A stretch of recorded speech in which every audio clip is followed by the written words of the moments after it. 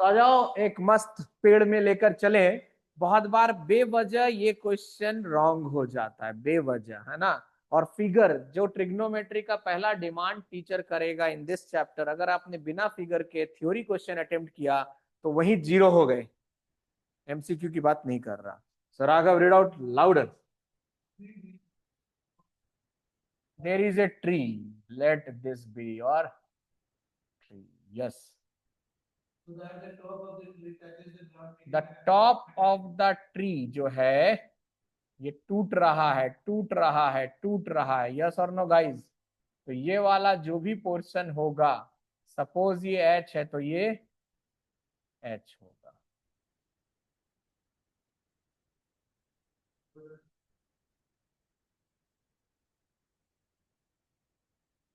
पता नहीं, anyway. So what about that? तो फिगर, फिगर ये नोटबुक में है सबके, यही फिगर है ना? Show me Raghav your figure, where is that? Wrong. नहीं तो पहले पेड़ दिखाओ तो सही, पहले पेड़ ही नहीं है तो टूटा कैसे? सर वर्चुअल इमेजिनेशन वाला टॉपिक है।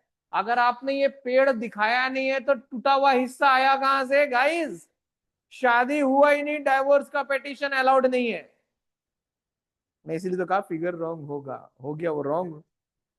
अरे आप समझे नहीं, फिगर पहले फिर explain. Let a be the height of the tower of height suppose capital H meter. There is an height of AC from the top which is going to touch to the ground. That's why AC is equals to CD. Now tell me the information given. This angle is 30 and what are the distance? This is 8 meter. अब आपको पूछा क्या भाई ने? Height of the tree. ना guys, ये triangle आपको active नजर आ रहा है, यस और no? Height of the tree आपको कैसे मिलने वाला है? तो आप बोलोगे सर बीसी को निकालिए और, यस और नो? यहां पर इस फिगर के लिए, इस फिगर के लिए ये कौन है?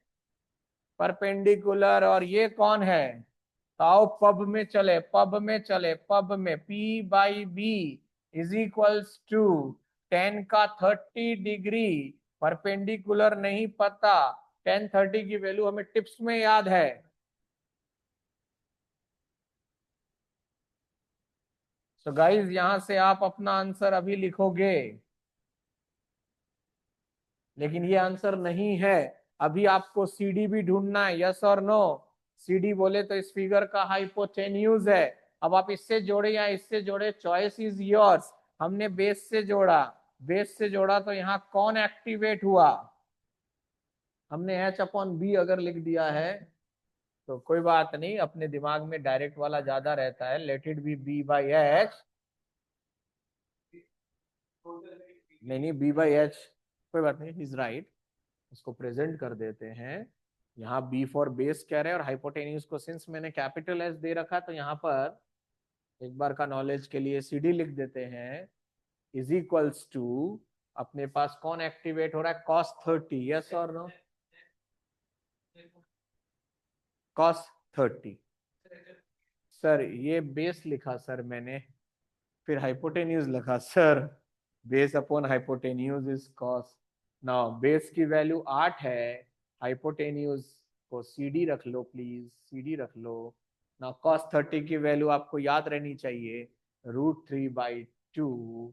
यहां से प्यार मोहब्बत से 16/√3। यस और नो गाइज? अब आप दोनों को जोड़ना ही तो है, दोनों को जोड़ना ही तो है। तो 8/√3 प्लस 16/√3 दैट इज 24 ऊपर, यस और नो? और रैशनलाइज कर दें, सो आंसर इज्जत से 8√3 बोल दें। अगर टीचर बोले कि no you can not leave your answer in root, suppose बोले, तो टीचर को नाराज नहीं करना। यहाँ क्या लिखने का? अब अगर आप मेरे साथ मेरे मैथ्स फ्लुएंस कम्युनिटी के सदस्य हैं, तो ये मल्टीप्लाई हम ओरली करते हैं, ओरली। डेसिमल की एस्तेस करो, डेसिमल की एस्तेस करो। और आप बोलोगे फटाफट 800 लिख दो सर, 800 लिख दिया। 56 लिख दो सर, 56 लिख दिया। 800 और 56 1360 हो गया, 1360 और 24 1384 हो गया।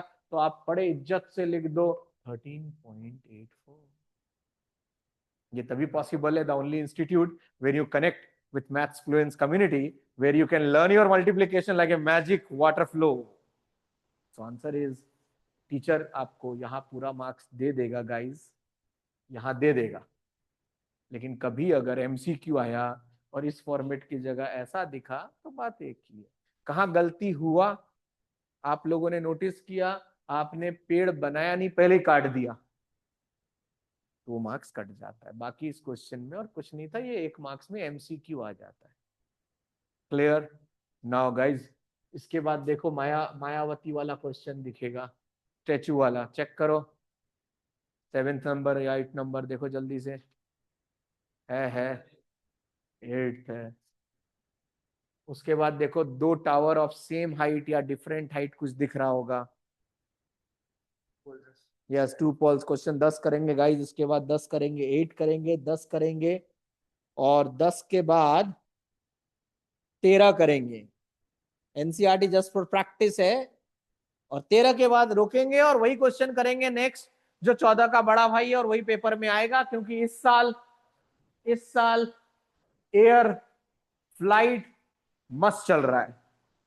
कभी टायर गिर जा रहा है, कभी कॉकरोच निकल रहा है। कल एयर इंडिया के फ्लाइट में कॉकरोच निकला, इसीलिए मैं एयर इंडिया को बोल रहा हूं, हेलो एयर इंडिया, अगर आप मेरी बात सुन रहे हैं, I am a numerologist also, I request you, इस साल इन्हीं माम या आगे के जर्नी के लिए भी एयर इंडिया का नाम बदल कर एयर भारत कर दीजिए, या सिर्फ भारत एयरलाइंस कर दीजिए। आपके फ्लाइट में कोई प्रॉब्लम नहीं आएगा। It's my assurance guys. झगड़ा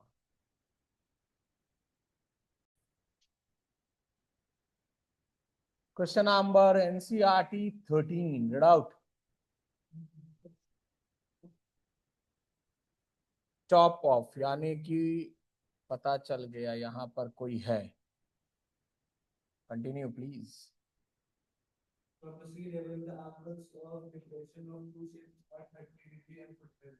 ऊपर से बंदा देख रहा है कि नहीं? डिप्रेशन में है, देख रहा है ना? ये देखो, ये आंसू आ रहे भाई के। बोला मुझे नहीं मरना, लेकिन अब कमिट कर लिया है। सो दोनों जहाज को देख रहा है कि नहीं? बोलो क्वेश्चन। अब कभी कभी बच्चे को, हाँ हाँ, हो रहा है।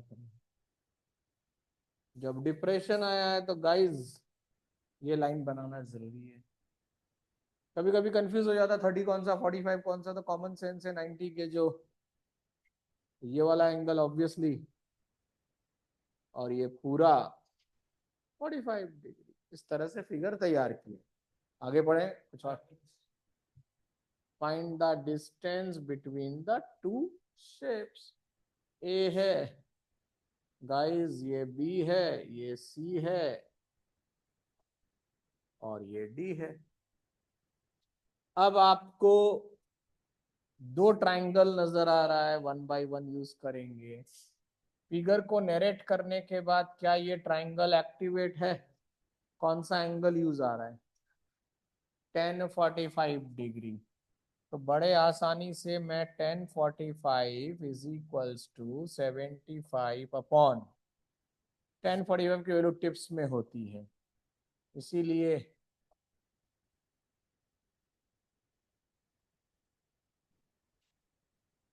75 इज इक्वल्स टू, तो BC आ गया। अब आप बड़ा ट्राइंगल एक्टिवेट कर रहे हो, जहां पर 1030 मिलेगा, बोले तो 1/√3 इज इक्वल्स टू 75 अपॉन, पूरा ले लो, पूरा ले लो पहले, BD, यस और नो? तो यहाँ से बड़े इज्जत से BD की वैल्यू आ गई 75 मल्टीप्लाइड बाई, नाउ BD में से BC को हटाओगे, यही तो करना है। तो ऑब्वियसली 75√3 में से क्या हटाना है? तो 75 कॉमन लोगे तो अंदर क्या क्या आएगा? √3 -1 को थोड़ा सा बच्चा मूड में रहे, यस और नो? ना 75 को 73 से मल्टीप्लाई करना, अगर एग्जैक्ट आंसर लाना है, यस और नो? तो क्या मैं 3 × 73/4 कह दूं? क्योंकि दिमाग की बत्ती हिल गई। गाइस, इसका मर्डर करोगे तो छोटे क्लास में क्या पढ़ते हो? 100, so 25 3s are 24 4s are, yes or no? Now इसको 18 अप्रोक्स लिख दो, 18 18 4 जा 72। चाहूं तो 10 को भी खींच सकता हूं, है कि नहीं? क्या बचेगा? 1 और 0, तो क्या आएगा यहाँ? 0, यस और नो? क्या आएगा? 18 ले लो, 18 × 3 अप्रोक्स का आंसर 54 लिख दो तो भी चल जाएगा, या तुम कर लेना। खेल वो नहीं था, खेल ये था, ये तो सिंपल सा था ना। अब हम आज का पहला एक्स्ट्राज में मूव करते हैं, ये आना ही आना है।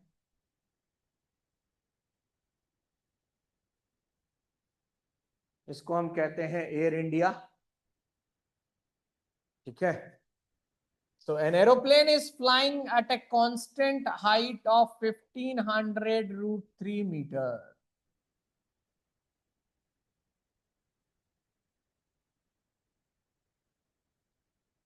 क्वेश्चन में दिया हुआ है aeroplane is flying eight a constant. ये कौन सा क्वेश्चन है sir?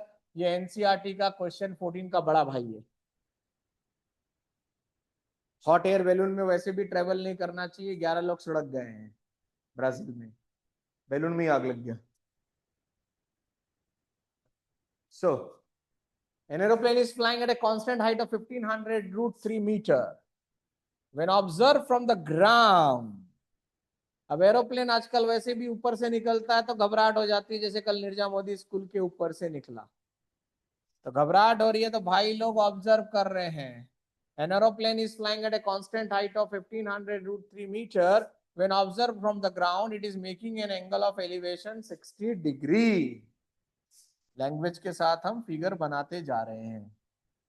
After a flight of 15 second, 15 second के बाद,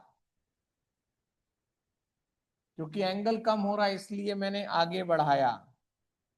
After a flight of 15 seconds, the angle of elevation changes to 30 degree। Aeroplane constant height में ही है, इसलिए यहां भी 1500 √3 मीटर था, तो यहां भी वही है, ये लैंग्वेज में लिखा हुआ है ABCD, और ये E। इस जर्नी का ड्यूरेशन कितना है गाइस? तो आपसे पूछ रहा है calculate speed of aeroplane in kilometre per hour. Your time starts now. Figure exam में नहीं आएगा, ये 14 का बड़ा भाई है, हर स्कूल का पहला फेवरेट है, ये हमारा भी पहला एक्स्ट्रा मानकर आप ट्राई करें। How to attempt once the figure is drawn. तो आपको क्या करना था? दो ट्राइंगल नजर आ रहे थे गाइस, सामने देखें, दो ट्राइंगल नजर आ रहा था। एक ट्राइंगल का नाम मुझे दिख रहा है, सामने देख लें प्लीज। एक ट्राइंगल का नाम बड़े इज्जत से आपने CAB लिखा, वहां कौन सा एंगल एक्टिवेट हो रहा है गाइस? केवल 10, पूरा बोलो 1060। तो फिर is equals to 1500 √3 and divided by, इसका नाम y ले लिया मैंने, चलेगा ना? 1060 की वैल्यू गाइस, 1060 की वैल्यू √3, √3 से √3 कट गया तो y की वैल्यू क्या आ गई?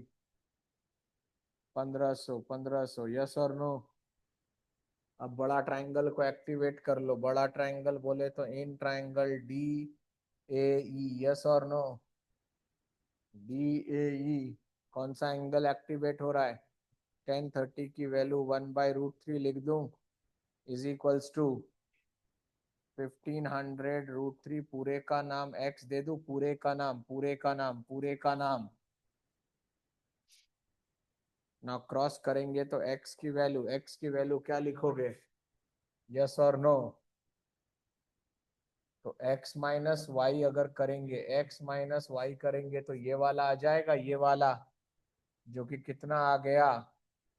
यस और नो? आपसे स्पीड पूछा था, स्पीड का फॉर्मूला होता है डिस्टेंस अपॉन, डिस्टेंस यहाँ पर मेरे पास है 3000, अभी 3000 डिवाइड बाई 15, यस और नो? ये हो गया 200, लेकिन किस में हो अभी आप? टीचर ने किस में पूछा है? किलोमीटर पर आवर में पूछा है। तो 200 को 18/5 से मल्टीप्लाई करोगे तो your answer is 720 kilometre per hour. Sure में है, कंफर्म्ड क्वेश्चंस में से है ये। गाइस जैसा देख सकते हैं, देयर इज ए क्वेश्चन, ये बहुत अच्छा क्वेश्चन है, ये प्रूविंग में भी आ जाता है और कैलकुलेशन में भी। The question is, a person at metre high above a lake makes an angle of elevation to the top of the cloud, making an angle of elevation theta, and when he observed the reflection of the cloud, that is an angle of depression, he is making an angle phi. Then we have to show that height of the cloud above the lake is h bracket open tan theta plus tan phi upon tan phi. This is phi minus tan theta. Let's see how to attempt this.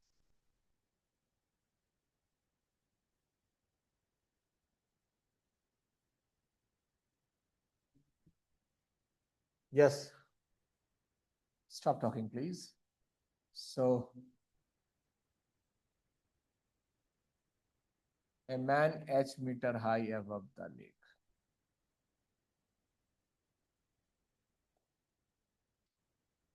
observes the angle of elevation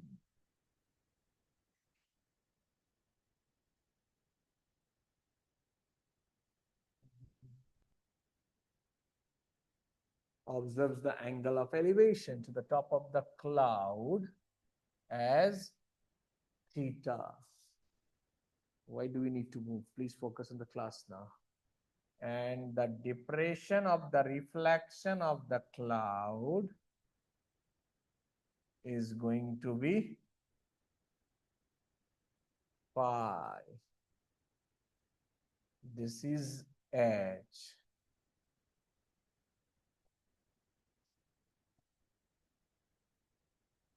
Now, if I am taking this as x, so what about this, guys?